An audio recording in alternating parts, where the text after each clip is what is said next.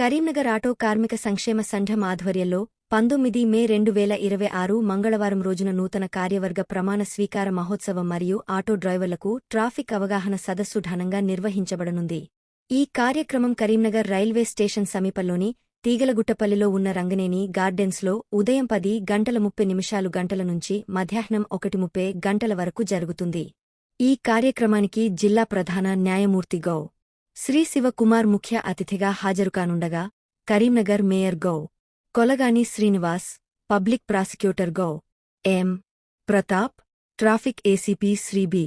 Yadagiri Swamy, deputy mayor మరియు పలువురు కార్పొరేటర్లు పాల్గొననున్నారు. ముఖ్యంగా ఆటో డ్రైవర్లలో ట్రాఫిక్ నియమాలపై అవగాహన పెంపొందించడం లక్ష్యంగా ఈ సదస్సు నిర్వహిస్తున్నట్లు నిర్వాహకులు తెలిపారు. గౌరవ జడ్జి శ్రీ శివకుమార్ గారు మధ్యాహ్నం 12:30 కార్యక్రమానికి హాజరవుతారని తెలిపారు. ఈ కార్యక్రమాన్ని ప్రింట్ మరియు ఎలక్ట్రానిక్ మీడియా ప్రతినిధులు కవర్ చేయాలని సంఘం అధ్యక్షుడు బొమ్మిడి శ్రీనివాస్ రెడ్డి విజ్ఞప్తి చేశారు.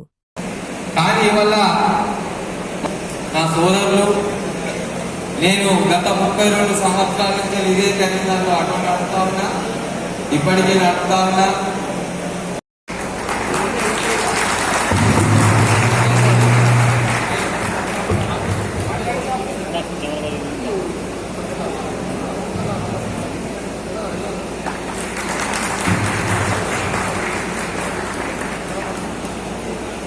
మా ఆటో డ్రైవర్ల తరఫున బాగా పలుకుతా ఉన్నాను సార్.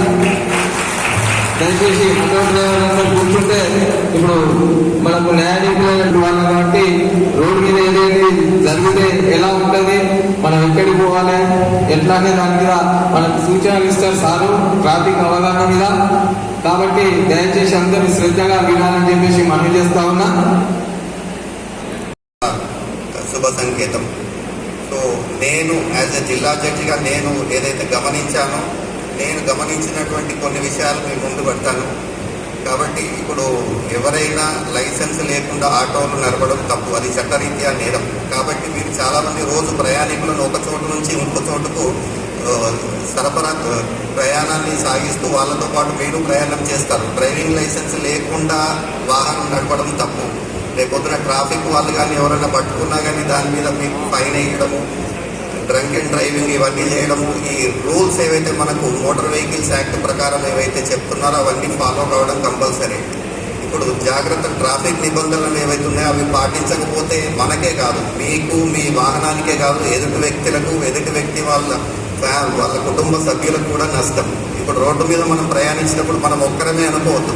ఇంటి దగ్గర వేచి చూస్తున్నటువంటి భార్య, పిల్లలు, తల్లి, తండ్రి అందరూ వేచి ఉంటారు. కాబట్టి వాళ్ళని దృష్టిలో పెట్టుకొని మీరు రోడ్డు మీద ప్రయాణం సాగించాలి. ఇప్పుడు మీకు ఏ చిన్న అజాగ్రత్త మూలంగా, ఎదుటి వాళ్ళ అజాగ్రత్త వల్ల కానీ మీ అజాగ్రత్త వల్ల కానీ ఏ చిన్న ఇన్సిడెంట్ అయినా కానీ కుటుంబం మొత్తం రోడ్డున పడే అవకాశం ఉంది. కాబట్టి డ్రైవింగ్ లైసెన్స్ అనేది కంపల్సరీ ఉన్న తర్వాతనే ఆటోలు నడపాలని మీ అందరికీ విన్నవించుకుంటాను.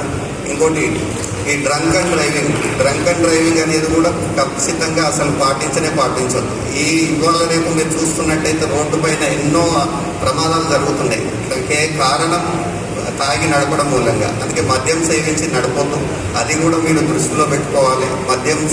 ట్రాఫిక్ రూల్స్ ఏముంటుందంటే ఒక గౌరవమైన పౌరుడిగా ఉండాలంటే ట్రాఫిక్ నిబంధనలు పాటించాల్సిందే. నేను ఒక్కరిని పాటించకపోతే ఏమవుతుంది అనుకుంటే సమాజంలో ఈరోజు మనం ఒక్కరే అనుకుంటాం, రేపు 10 మంది అనుకుంటారు, కొన్ని రోజుల తర్వాత 1 లక్షల మంది అనుకుంటే కనుక జీవితంలో రక్షణ కరువవుతుంది. అందుకే ప్రతి పౌరుడిగా ట్రాఫిక్ నిబంధనలను పాటించడం మన ధర్మం. ట్రాఫిక్ నిబంధనలు మీరు పాటించాల్సిందిగా అందరికీ అభ్యర్థిస్తున్నాను. ఇంకోటి, మీ ఇన్సూరెన్స్ ఆటోలు నడుపుతుంటారు కదా, ఆటోకి సంబంధించి డాక్యుమెంట్స్ అన్నీ కూడా కరెక్ట్గా పెట్టుకోవాలండి. ఇప్పుడు ఇన్సూరెన్స్ కానీ మీకు కూడా, ఇప్పుడు ఒకవేళ ఆటోలో ప్రయాణిస్తున్నప్పుడు ఆటో డ్రైవర్కే కాకుండా ఆటోలో ప్రయాణిస్తున్న వ్యక్తులకు కూడా ఏదన్నా ప్రమాదం జరిగితే కనుక వాళ్ళకు కూడా ఏదన్నా బీమా కడితే కనుక వాళ్ళకి ఏదన్నా అయినట్టు సందర్భంలో కనుక బీమా కంపెనీలు ఉంటాయి, వాళ్ళు చెల్లిస్తారు ఆ డబ్బులు. లేదంటే ఇప్పుడు నేను నా కోర్టులో కొన్ని ఇన్సిడెంట్స్ చూశాను. ఆటో డ్రైవరు ఇన్సూరెన్స్ లేదు, ఒక వ్యక్తి ఆ యాక్సిడెంట్ అయిన తర్వాత అవతల వ్యక్తి చనిపోయాడు. ఇప్పుడు ఆటో నడుపుకొని రోజు 500-1000 రూపాయలు సంపాదించుకుంటాడు. ఆయన ఒకవేళ కోర్టు అవతల వ్యక్తి చనిపోయాడు కాబట్టి వాళ్ళ కుటుంబ సభ్యులకు ఒక 5 లక్షలు కట్టమంటే ఇంత డబ్బు తను ఎక్కడి నుంచి తెచ్చి కడతాడు?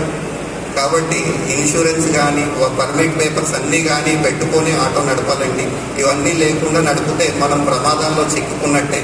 కాబట్టి ఈ ట్రాఫిక్ నిబంధనలు అన్నింటినీ పాటిస్తూ మనము ఒక సొసైటీలో మనం కూడా రెస్పాన్సిబిలిటీ, ఎవరు రెస్పాన్సిబిలిటీ పర్సన్స్ అంటే చదువుకున్న వాళ్ళే రెస్పాన్సిబుల్గా ఉండాలి, మనం ఉండడానికి అవసరం లేదు, అట్లా ఏం లేదండి. ప్రతి వ్యక్తి కూడా రెస్పాన్సిబిలిటీగా ఉంటేనే సమాజం ముందుకు పోవడానికి మనం తోడ్పడే వాళ్ళం అవుతాము. కాబట్టి ఇంతమంది, ఒకవేళ ఇప్పుడు మన అడ్వకేట్ గారు చెప్తున్నారు ఒక 5,000 మంది ఉన్నారండి కరీంనగర్లో అని అంటున్నారు. సో అది మంచి శుభసూచకం. ఒకవేళ జీవనం బతుకు తెరువు గురించి ఎన్నో మార్గాలు ఉంటాయి.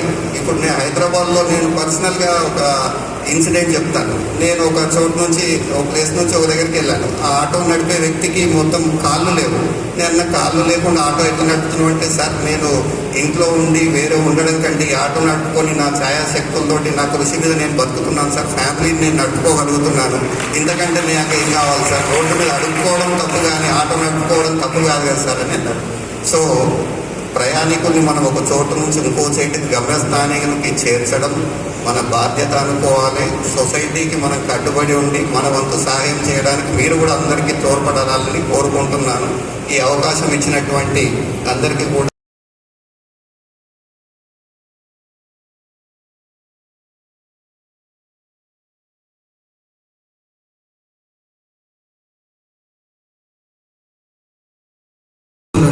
స్టిక్కర్లను సార్ చేతుల మీద ఆవిష్కరించాల్సిందిగా కోరుతున్నాను. Thank you.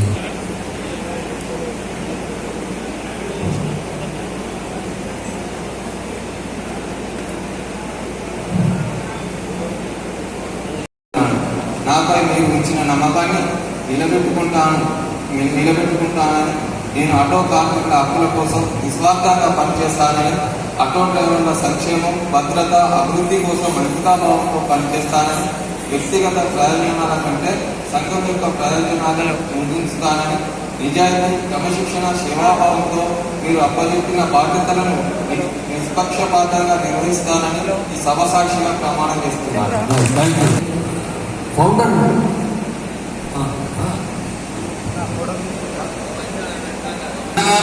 మీ సేవలు మన ఆటో యూనియన్కి ఎంతో అవసరం ఉన్నాయి.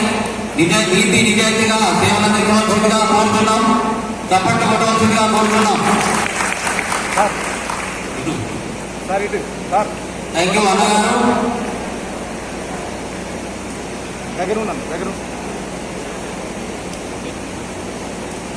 అనగా పుత్తూరి సత్యనారాయణ కరీంనగర్ ఆటో కార్మిక సంక్షేమ సంఘం యొక్క ఉపాధ్యక్ష పదవికి మీచే ఎన్నుకోబడినాను.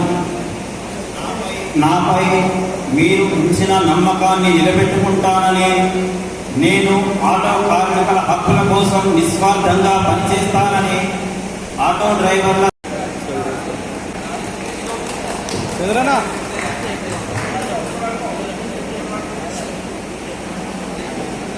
ఇరవేని కుమారు కరీంనగర్ ఆటో కార్మిక సంక్షేమ సంఘం యొక్క ఉపాధ్యక్ష పదవికి మీతో ఎన్నుకోబడినాను. నాపై మీరు ఇచ్చిన నమ్మకాన్ని నిలబెట్టుకుంటానని, నేను ఆటో కార్మికుల హక్కుల కోసం నిస్వార్థంగా పనిచేస్తానని, ఆటో డ్రైవర్ల సంక్షేమ, భద్రత, అభివృద్ధి కోసం అంకితభావంతో పనిచేస్తానని, వ్యక్తిగత ప్రయోజనాల కంటే సంఘం యొక్క ప్రయోజనాలే ముందుంచుతానని, నిజాయితీ, క్రమశిక్షణ, సేవాభావంతో మీరు చెప్పిన బాధ్యతలను నిక్షేపపాతంగా నిర్వహిస్తానని ఈ సభా సాక్షిగా ప్రమాణం చేస్తున్నాను.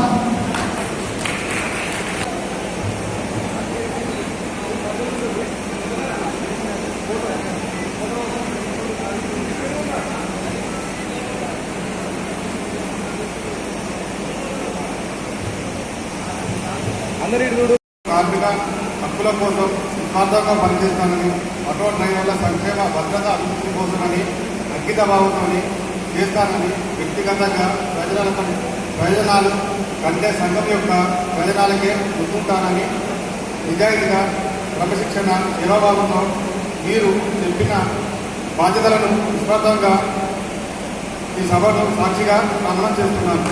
కోరుచున్నాము.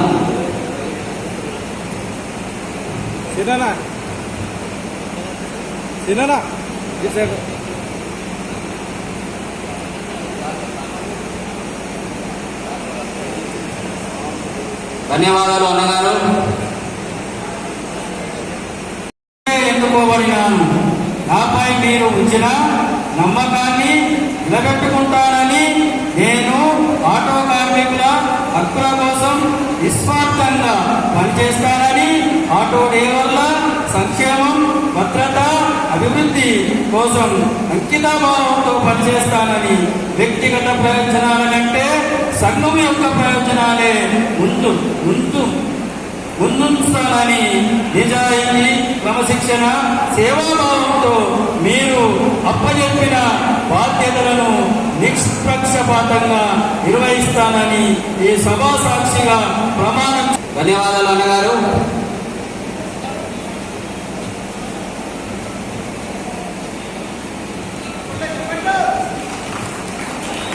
Photo photo photo video.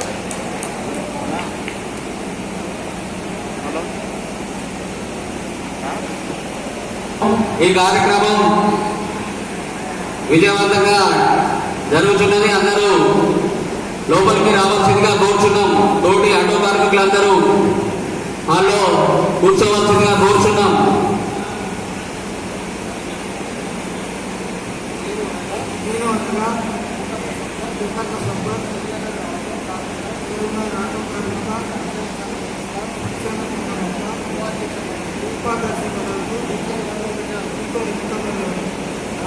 నాపై